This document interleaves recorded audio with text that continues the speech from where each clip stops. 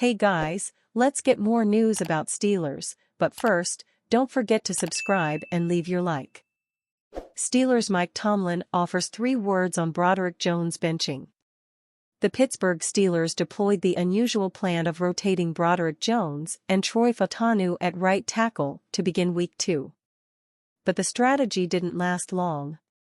After Fautanu played the first 2 series against the Denver Broncos, Jones entered the game on Pittsburgh's 3rd offensive drive. However, the Steelers removed Jones before the end of the possession after he committed 2 holding penalties and a false start. Fautanu then played the rest of the game at right tackle.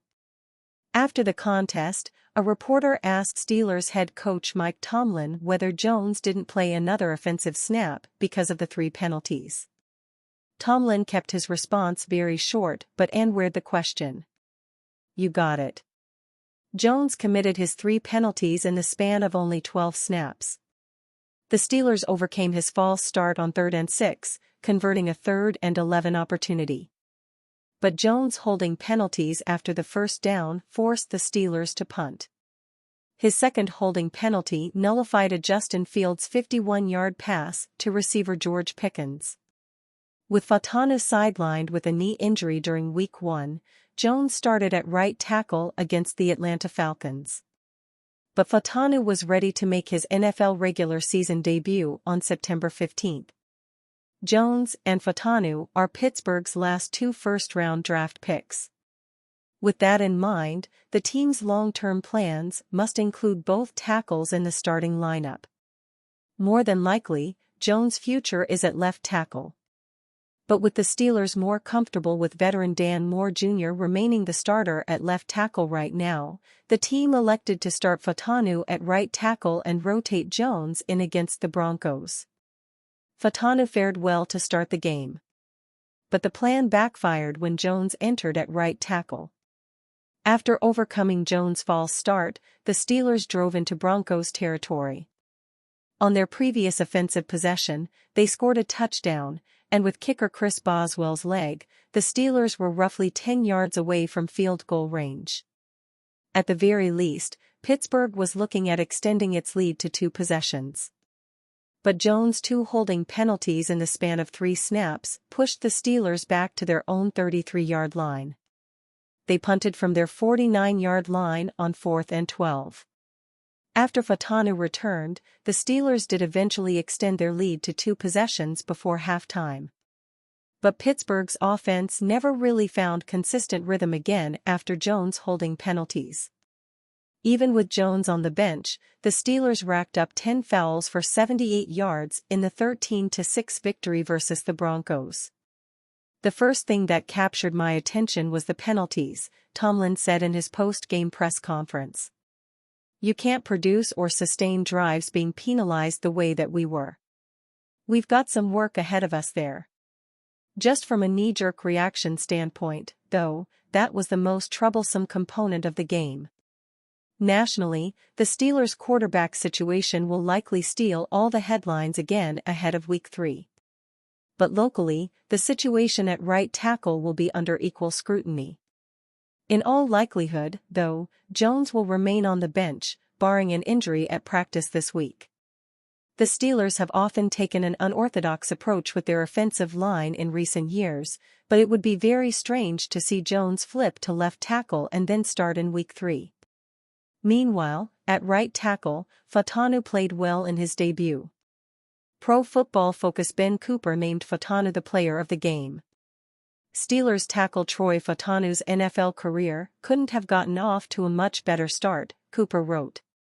The first-round pick slotted in at right tackle after missing Week 1, and he allowed no pressure and went unbeaten across 29 pass-blocking snaps.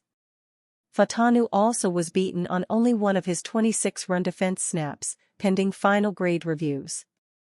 As a former first-round pick, Jones will undoubtedly get another opportunity with the Steelers. But there's no telling right now when that will be. First call, complaints from Denver about the officiating in Steelers game, Justin Herbert injured prior to visit to Pittsburgh. Denver's star player has some complaints about the officials following Sunday's loss to the Pittsburgh Steelers. Los Angeles Chargers quarterback Justin Herbert suffered a leg injury in advance of his team's visit to Acrisure Stadium next week. James Conner continues to stand out in Arizona, and Paul Skeens hopes to continue to impress in St. Louis. All that in Monday's first call. Zero love for the Zebras. The officials certainly made their imprint on the Steelers-Broncos game Sunday. The teams combined for 19 penalties, 10 for Pittsburgh, 9 for Denver, and 202 combined yards, 78 for Pittsburgh, 124 for Denver. Denver cornerback Patrick Surtain too wasn't happy with how the officials influenced the outcome. Penalties, some of them, were kind of BS. But some of them were, I guess, good calls, Surtain said via video from DNVR. At the end of the day, you've just got to focus on what you can control and move going forward from there. Surtain was one of those penalized. He drew 3 flags, actually. The most costly of which was a 37-yard pass interference whistle that occurred in the third quarter while attempting to guard George Pickens. However, the Pro Bowler didn't put it all on the refs. I think we still let them off the hook on some plays, including myself, Surtain said. I have to get better in certain ways. That's the hard part of the league. You win some, you lose some. So, we look forward to next week. Pickens ended up with only 2 catches for 39 yards.